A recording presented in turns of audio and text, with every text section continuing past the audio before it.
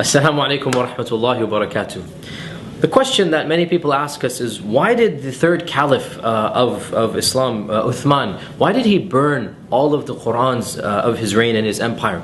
And this is viewed as being something sacrilegious, something that shows that there were Qur'ans that were somehow wrong.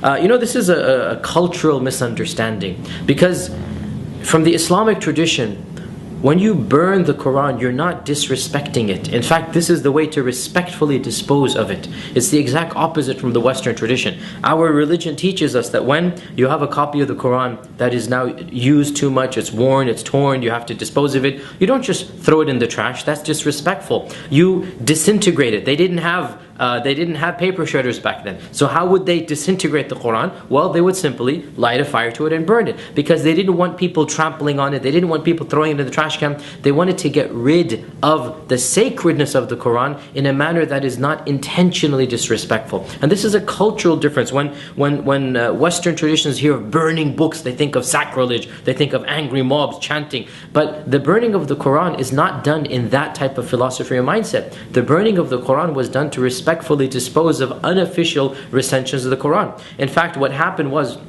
after the death of the Prophet Muhammad, peace be upon him, the Quran was compiled within 2 years after his death. And so the official compilation took place when every single one of the major companions of the Prophet, peace be upon him, were still alive. But this official recension of the Quran was not made obligatory upon the entire caliphate, upon the entire Islamic nation.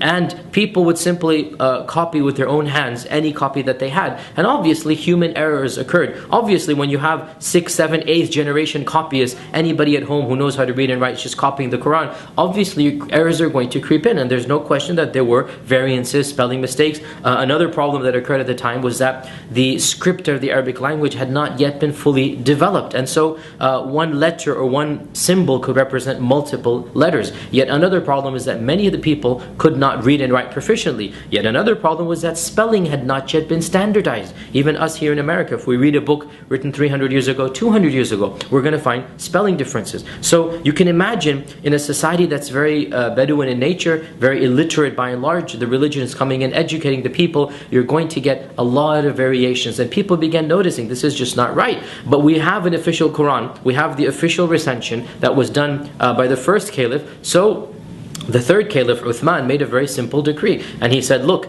anybody who wants a copy of the Quran has to copy it directly from the master copy. And to facilitate this, Uthman made a number of master copies from the original one. And he sent one master copy to every major city in the Islamic province. And this master copy was kept in the grand mosque of the city. And from then on, anybody who wanted a Quran was free to go to the master copy and copy it directly from the original copy that was in the main mosque of the city. Therefore, when this was done, Uthman then said, anybody who has a private collection, anybody who has his own handwritten Quran that's 7th, 8th, 9th generation away, you need to dispose of it. And how is it disposed of? The way that you dispose of Qurans is you burn them. And so everybody, there was no hue and cry, everybody voluntarily agreed, this is a great idea. Why shouldn't we go directly to the source? Why shouldn't we go directly to the official Quran? And so everybody agreed, and therefore the people's Qurans were compiled by the authorities. They didn't go house to house searching for them. They didn't go confiscating. It was a voluntary move, and everybody agreed because it makes sense. Everybody understood the problem, that you're going to get scribal errors, you're going to get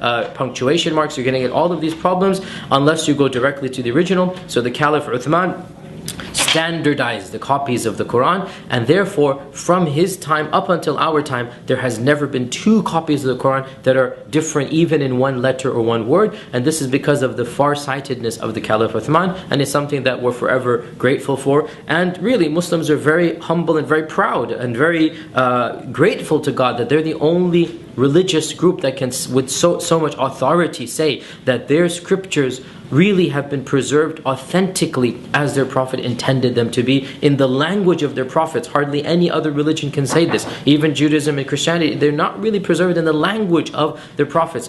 Within a few years after the death of the prophets, the Quran is the most protected of all scriptures. And in fact, we as Muslims believe that God, in His divine wisdom and plan, has protected the Quran from any type of alteration, from any type of deviation, from any type of miswriting, because the Quran tells us that God has revealed this Quran and He is going to protect it. And we believe that the Caliph Uthman's actions were actions that are very logical, very reasonable, and they ensured the protection of the actual script of the Quran.